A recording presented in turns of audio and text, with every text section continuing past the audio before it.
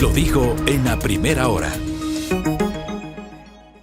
Muy bien, 8:08 en la mañana. Uno de los temas que concentrará la agenda en la Asamblea Nacional esta semana tiene que ver con la definición del proyecto de ley de eficiencia económica y generación de empleo. Es esta reforma económica que planteó como urgente el presidente Daniel Noboa y cuyo plazo para la aprobación en la función legislativa vencerá el próximo 27 de diciembre. La Asamblea todo apunta, lo tiene en la agenda para mañana, todo apunta a que emitirá un pronunciamiento antes.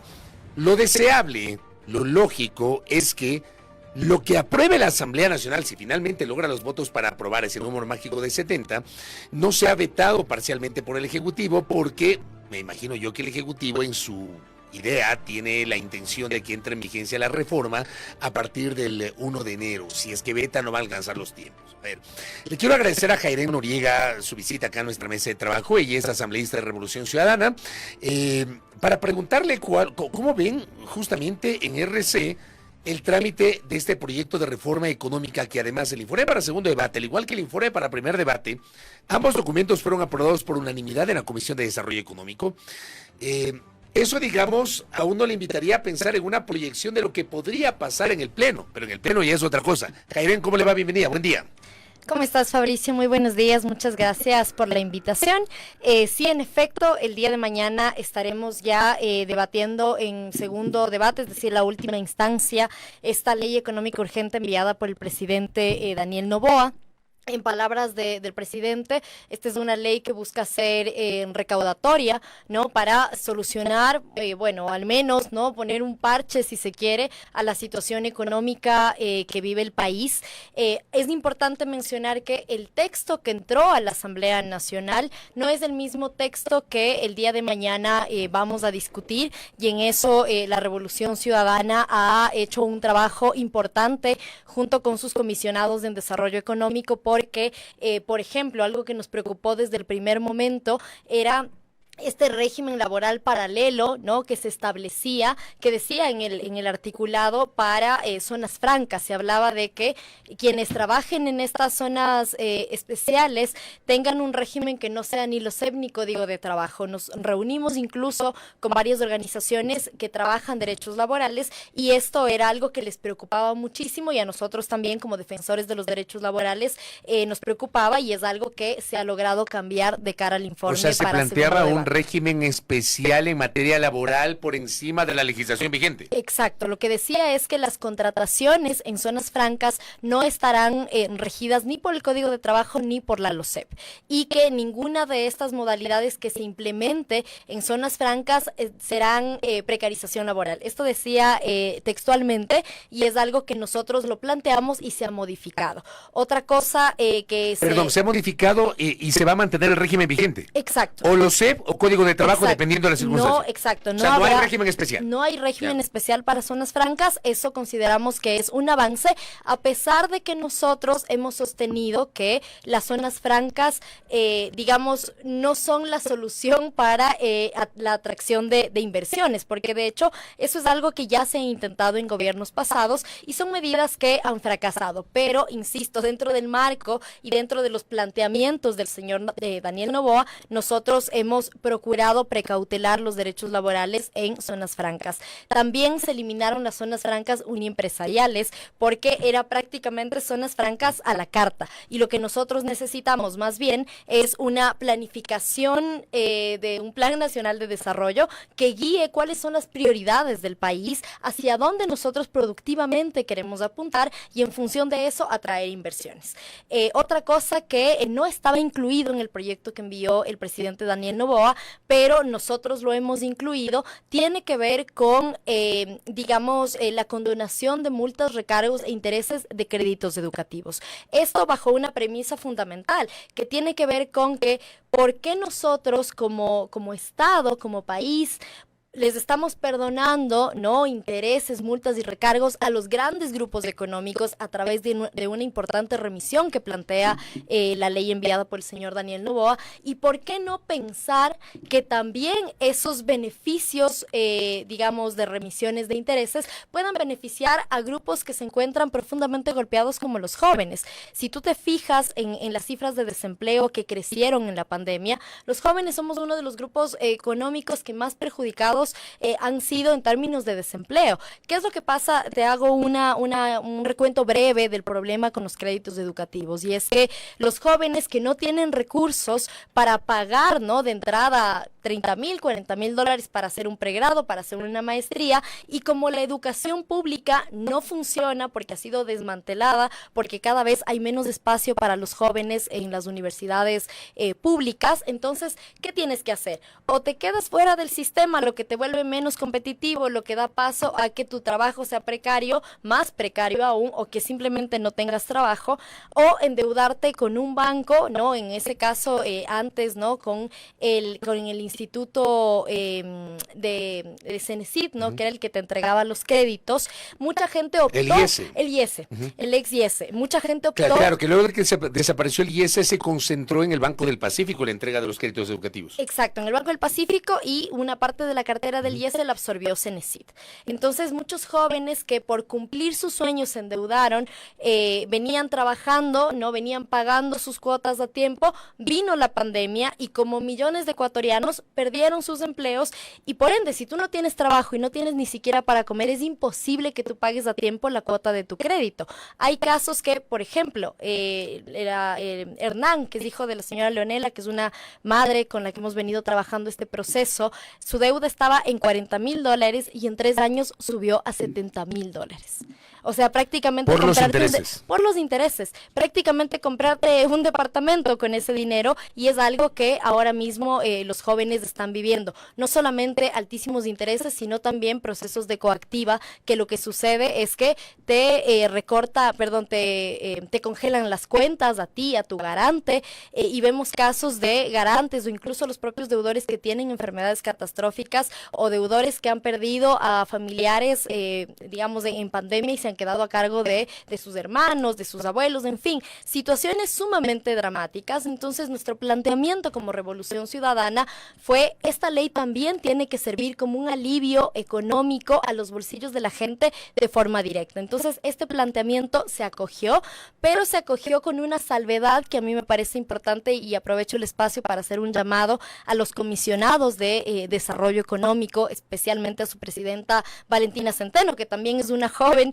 y digamos, quisiera hacer un llamado desde la empatía con nuestra generación que está viviendo condiciones sumamente duras al pago de estos créditos educativos, y es que la salvedad que han colocado en este artículo es que para hacerse beneficiarios de la remisión de estos intereses por créditos educativos se pague al menos el 50% del capital. Y yo te digo, Fabricio, si estamos hablando de un capital de 40,000 dólares, la mitad es 20,000 dólares. Si la gente no ha tenido en todo este tiempo para pagar cuotas de 300, de 400 dólares, no va a tener 20,000 dólares, que es la mitad del capital, para poderse hacer beneficiario de esta remisión. Así que nuestro planteamiento como Revolución Ciudadana es que no exista, ¿no?, como este pago de entrada de capital, y si existe, que sea del 10%, porque el 50% es algo que no va a solucionar el problema, y de vuelta seguirá siendo una ley que terminará beneficiando únicamente a los grandes grupos económicos. Eso querría decir ustedes que conceptualmente no se oponen a que haya una remisión de multas, intereses y recargos. Lo que plantean es que se incluya este sector, por ejemplo, en el caso suyo, que se incluya este sector, Hayden. A ver, en principio me parece importante que las remisiones hay que verlas en contexto, porque de hecho una de las cosas que a nosotros nos han dicho, tanto en la mesa de discusión política como en los medios de comunicación y en redes sociales, es que la Revolución Ciudadana también realizó remisiones de multas, recargos de intereses. Y eso es un hecho objetivo y es algo que nosotros no vamos a negar que se realizó durante el gobierno de la Revolución Ciudadana, pero si nosotros miramos en contexto, en ese momento económico del país, era un momento en el que la situación económica beneficiaba a todos y a todas, ¿no? En mayor y en menor medida. Tenías a los grupos económicos e incluso a la banca teniendo ganancias importantes, pero también tenías a la clase trabajadora con empleo, también la clase trabajadora tenía ingresos para poder satisfacer sus necesidades, y en ese contexto una remisión a los grandes grupos económicos generaba liquidez y, digamos, aportaba a la economía. Ahora mismo, cuando el país está absolutamente quebrado, una medida de remisión de multas, recargos de intereses para los grandes grupos económicos no nos parece que sea lo mejor. Sin embargo, primero, como tú lo habías dicho al inicio, nosotros somos la primera minoría, sin embargo, nuestros votos no definen, ¿no?, qué es lo que va a pasar con una ley. Es una asamblea que se encuentra constituida por diversas fuerzas políticas y en este punto en particular yo te diría que es uno de los puntos más importantes que defendió ADN dentro de la mesa de discusión, y en ese sentido yo te digo, a partir del diálogo democrático, a partir incluso de la correlación de fuerzas, si tú quieres, lo que nosotros dijimos fue, ok, la remisión, si ustedes dicen que va porque va, entonces busquemos que también esa remisión pueda de una u otra forma aliviar de manera directa los bolsillos de un grupo que no digamos que no ha sido tomado en cuenta. Son más de 6,000 jóvenes y sus familias que han sido afectados. Entonces creíamos importante este planteamiento, insisto, ha sido incluido, tiene esta salvedad del pago del 50% del capital, que nosotros estamos diciendo que baje al 10%, aún el procedimiento parlamentario faculta para que el día de mañana se puedan realizar esos cambios, claro, esas modificaciones. Antes del texto final de la votación. Antes del texto final de votación. Así que estamos a la expectativa de que eso suceda.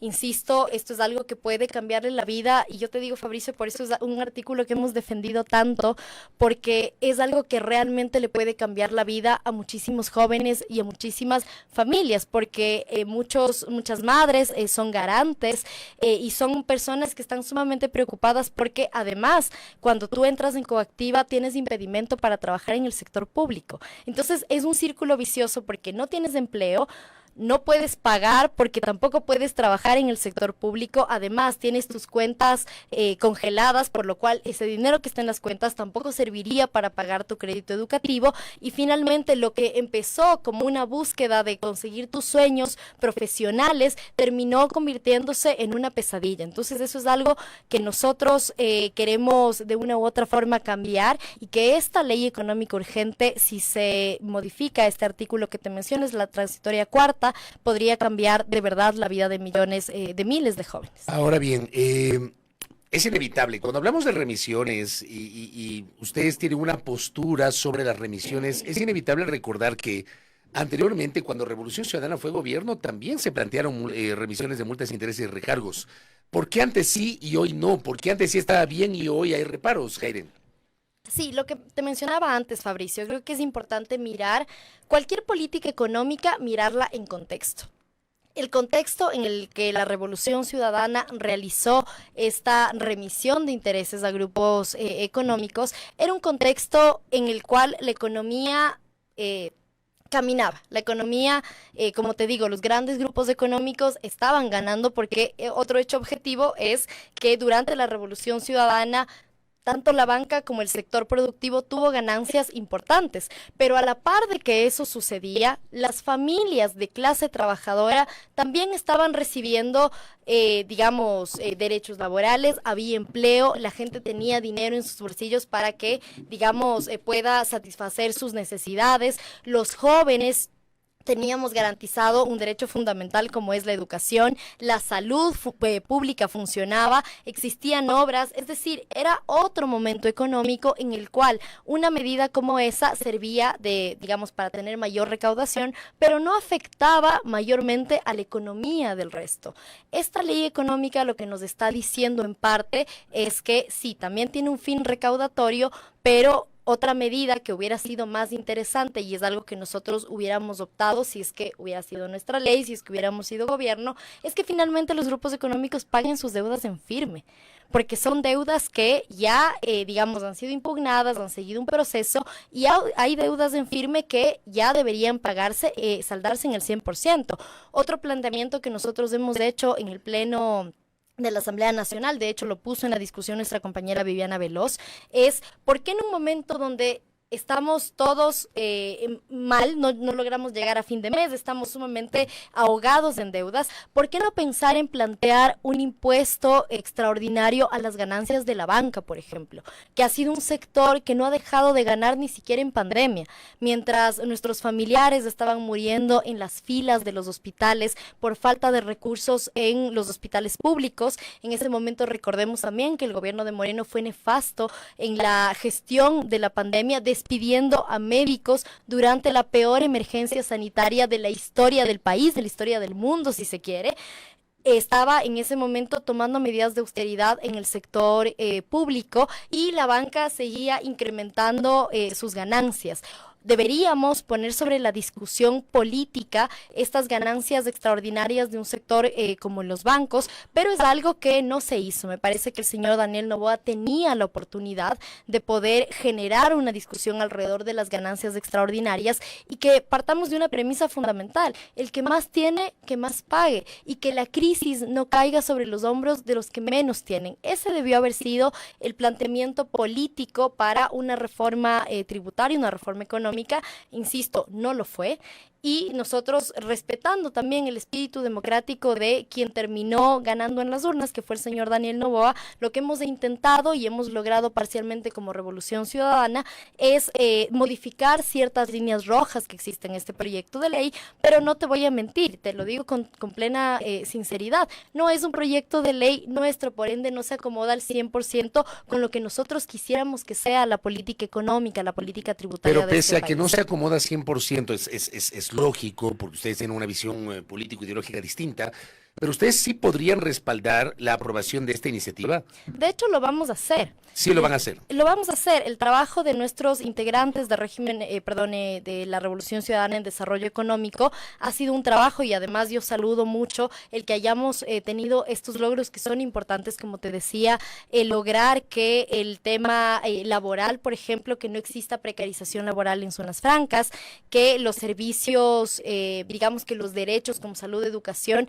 queden protegidos en estas alianzas público-privadas es importante, el que no existan zonas francas unipersonales, el que además también de la remisión de intereses, multas y recargos se ha excluido las personas que tengan hasta el 4º grado de consanguinidad, que no puedan hacerse, digamos, de estas remisiones. ¿Eso sí fue incluido? Eso fue incluido, eso es importante y es un planteamiento que lo tuvimos como Revolución Ciudadana. ¿Eso fue directo para la Corporación Noboa? Fue directo para la Corporación Noboa, pero también incluye, y esto es importante, a asambleístas.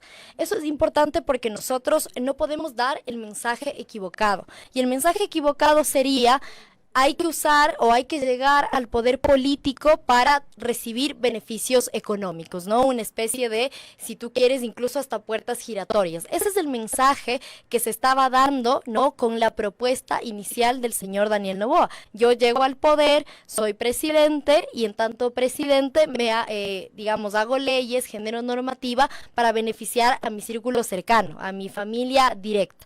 Ese es el mensaje que se estaba dando con el primer texto. Y ahora, en el texto para segundo debate, con esta modificación, queremos darle un mensaje al país, y es que quienes hacemos política tenemos que trabajar para buscar el beneficio de las grandes mayorías y no solamente de un grupo económico que además está también en el poder político, como es el caso del señor Daniel Noboa. Este es un tema que lo peleamos muchísimo, sobre todo nuestros compañeros de Desarrollo Económico en la mesa de la comisión, y es algo que también hemos logrado incluir. Entonces, como te digo, no es una ley perfecta. De hecho, en términos generales, no son los planteamientos económicos que nosotros hubiéramos hecho en una crisis económica como la que nos encontramos el día de hoy, pero a pesar de eso se han incluido algunos temas, seguimos peleando el tema de los créditos educativos también, así que digamos con esas salvedades nosotros votaremos a favor de esta ley, esperando además que le sirva, ¿no?, al presidente Daniel Noboa para solucionar al menos en parte el problema económico que vive el país. Con lo que usted me está diciendo, entonces, no hay el riesgo de que la ley no sea aprobada o en su defecto de que ante un posible silencio de la Asamblea entre en vigencia el texto original por el Ministerio de la Ley. O sea, con ustedes sí hay votos, sí hay los 70. Sí, entendería que sí. Nosotros nos parece que se ha llevado dentro, como te digo, de todas las salvedades y de todos los reparos que nosotros tenemos frente a esta ley, porque no responde a nuestra, digamos, si tú quieres, a nuestro planteamiento de justicia social y de cómo debería ser el manejo de la economía en un momento como este. Pese a ello, también respetando incluso la voluntad popular de la gente que eligió al presidente Daniel Noboa y a sus planteamientos, que son los que se ven plasmados en esta ley, hemos subsanado algunos temas, y con estos temas subsanados que nos parecían importantes líneas rojas, como el tema de la remisión de intereses, en fin, una serie de temas se han subsanado, así que el día de mañana nosotros vamos a apoyar esta ley económica urgente, esperando que sea un alivio y en parte una solución a la situación económica que vive el país. Correcto, ahí me queda claro entonces la postura de Revolución Ciudadana para la sesión de mañana, 8:30 está convocado el Pleno de la Asamblea Nacional. Jairen, gracias por el tiempo, muy gentil. Muchísimas gracias, Fabricio, un abrazo. Gracias a la asambleísta de Revolución Ciudadana, Jairen Noriega, hablando sobre el contenido del informe para segundo y definitivo debate del proyecto de reforma económica que presentó el Ejecutivo a consideración de la Asamblea Nacional, y ha anunciado que Revolución Ciudadana, una vez que se han incorporado algunas de las observaciones que planteó RC en este documento, va a respaldar la aprobación. 8:29, aquí en A Primera Hora. Primera Plana, todas las noticias, todas las voces.